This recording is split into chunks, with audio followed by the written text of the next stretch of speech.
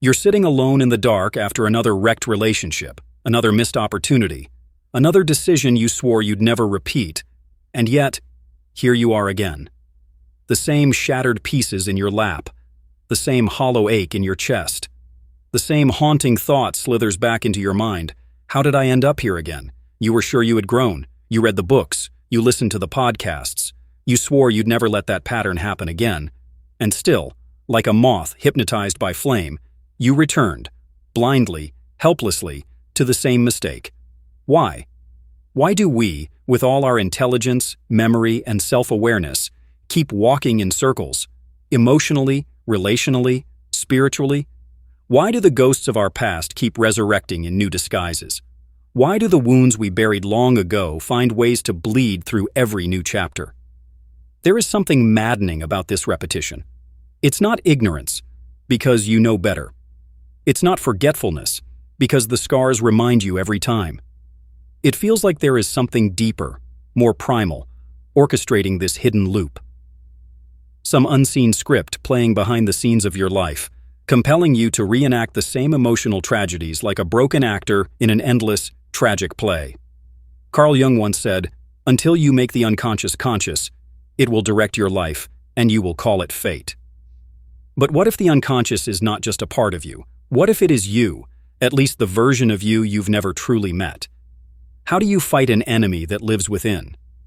What if your greatest enemy is not your past, not your trauma, not even the people who hurt you, but your inability to confront the part of yourself that keeps inviting the pain back in? And worse, what if part of you wants to repeat the mistake? What if, deep down, something about that familiar pain feels more comfortable than freedom? What if you are addicted, not to suffering itself, but to who you are when you suffer? These questions are not just philosophical riddles. They are trapdoors into the forgotten chambers of your psyche. And once you open them, there is no unseeing the truth that stares back. So, what really lies at the heart of this cycle? Why does your mind betray your resolve? Why does your soul reenact the same betrayal, heartbreak, sabotage, over and over again? The answer is not what you think, because the problem isn't in your choices. It's in the part of you that chooses. And that is where the shadows live. Let's go there. Into the shadows. Into the part of you that chooses without asking permission.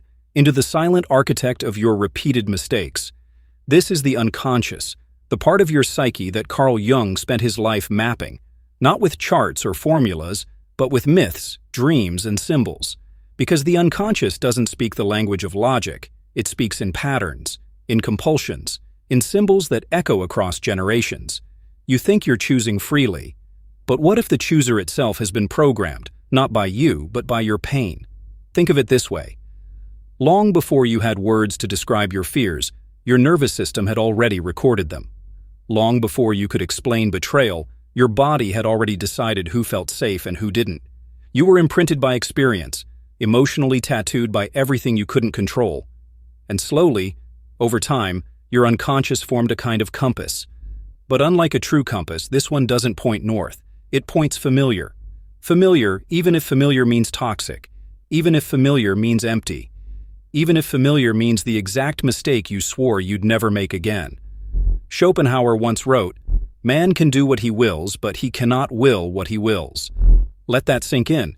You can make choices, but you can't choose the desires that drive those choices. They emerge from deeper currents, from the unseen hands of your conditioning, your traumas, your unresolved fears. Jung believed these deep forces form what he called complexes, autonomous emotional realities that live inside us. Like subpersonalities, they carry the voice of the past, and they don't care about your goals. They want resolution, repetition, closure, even if it costs you your peace. And the cruel irony? These complexes often hide behind your virtues. Your perfectionism might be a mask for your fear of rejection. Your drive for success might be powered by a childhood need to prove you're worthy. Your kindness? It might be a strategy to avoid abandonment. You aren't broken.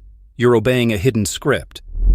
Nietzsche warned us when he said, "There is more wisdom in your body than in your deepest philosophy." Your body remembers. Your emotions remember. And when you're not paying attention, they take the wheel. This is why insight alone doesn't free you. You can know every red flag and still run straight into it. You can understand the problem and still recreate it, because the unconscious doesn't care what you know. It cares what you believe. Not consciously, but deep down, where the child version of you still lives, still cries, still looks for the ending that never came. But what if the ending you've been looking for doesn't exist in the external world? What if no lover, no job, no accomplishment will ever complete that ancient, aching story? Then what? Then we must look at the cost of not knowing, the quiet price of a life run by unconscious forces. Because this isn't just about your past. It's about the future you're unconsciously destroying. And the most haunting part? You won't even realize it's happening.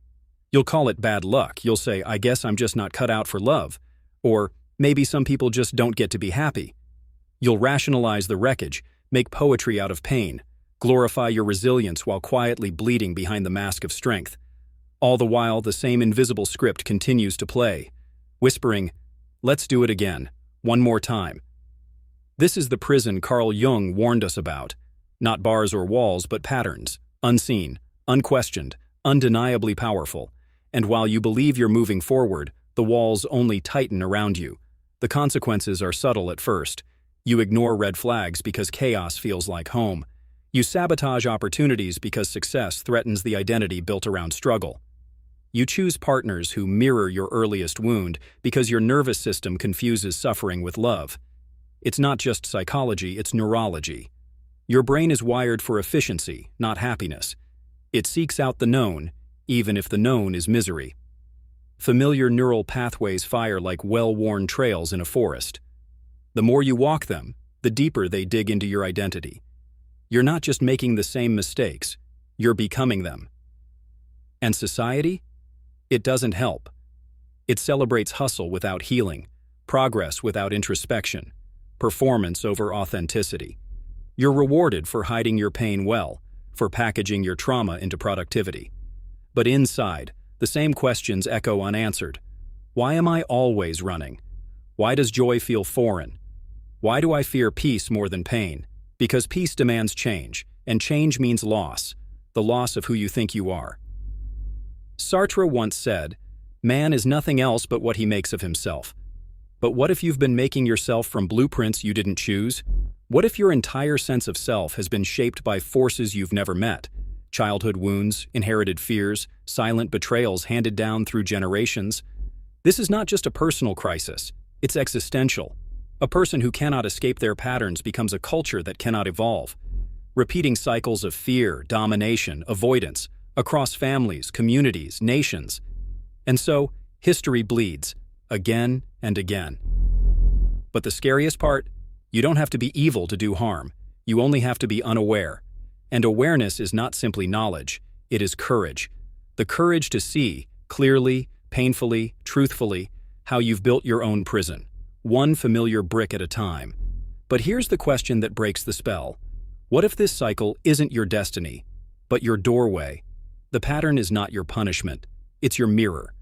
And when you dare to look into it, not with judgment, but with presence, you begin to see something else, a crack, a shift, a rebellion waiting, a way out. But it won't look like salvation. It will look like disobedience. Disobedience against everything you were taught to accept without question.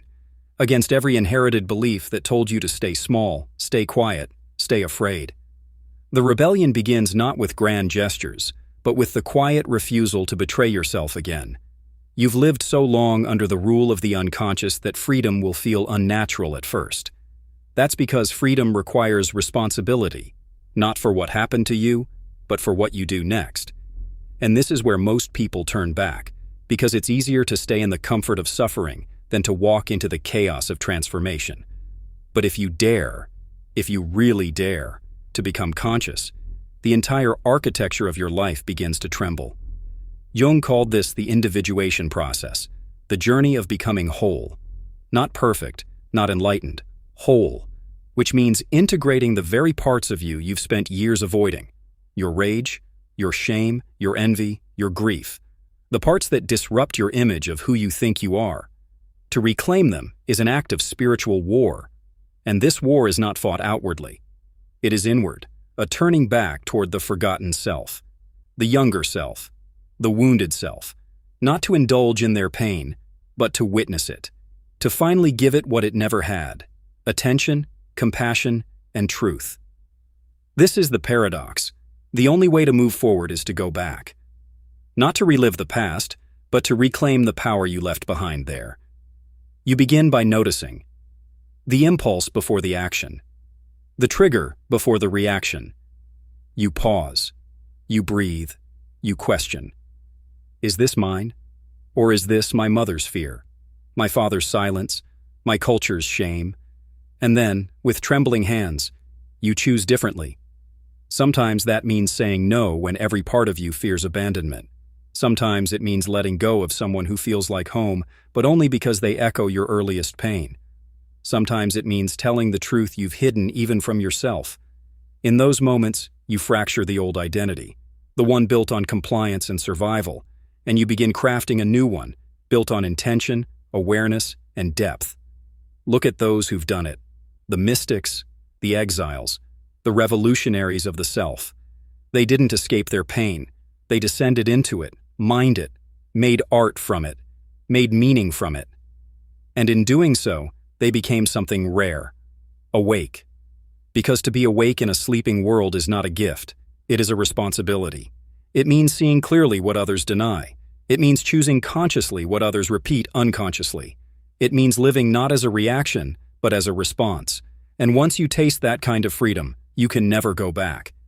But there is one final truth, one that waits at the end of the rebellion. A realization so deep, it turns the pain into purpose and the wounds into wisdom. And when you see it, you will understand. The mistake was never the enemy. It was the messenger. The mistake, the failure, the heartbreak, the toxic pattern you swore you'd never repeat, was never a curse. It was a compass, pointing again and again to the part of you that still needed your love, your attention, your reclamation. Carl Jung once said, "Until you make the unconscious conscious, it will direct your life and you will call it fate." But what he didn't say, what you must now come to understand, is that the moment you see the pattern, truly see it, without judgment, without flinching, something profound happens. The illusion of fate crumbles, and in its place, a deeper reality emerges. You were never broken. You were simply living in a dream that someone else wrote. And now you're waking up, not as a victim, not even as a survivor, but as an author. Because the ultimate truth isn't that you've been repeating mistakes, it's that you've been given infinite chances to meet yourself again. Every failed relationship wasn't proof that love would always elude you. It was a rehearsal, a mirror held to your inner world, asking, will you choose differently now? Will you love yourself enough to stop bleeding for approval? Every self-sabotaged opportunity wasn't evidence that you weren't good enough. It was an invitation to confront the voice inside that told you success was dangerous, or that joy must be earned through pain. Every cycle was a spiral. You weren't going in circles. You were being offered layers, depth, integration. And if you zoom out far enough, what looks like a mistake becomes a map, a divine architecture of collapse and rising, destruction and rebuilding, forgetfulness and remembering. The wound was not there to punish you. It was there to open you, to carve out a space inside so vast, so human, that when truth finally entered, it had room to stay. And here is that truth. You are not your trauma. You are not your conditioning. You are not the echo of someone else's pain. You are the space where patterns end and consciousness begins. You are the first breath after drowning. You are the silence after the storm. You are the choice no one in your lineage dared to make, but you did. You. And when you look at the patterns now, you don't see traps. You see teachings. You see thresholds, and you walk through them. Not as someone trying to escape their past, but as someone finally embodying their whole self. This is not the end of your story. It's the moment you take the pen back. So the next time life circles you back to that same fork in the road, you won't ask, why is this happening again? You'll smile, and you'll say, thank you, I see it now. I remember who I am. And you'll take the step you never could before. Not away from the pattern, but beyond it.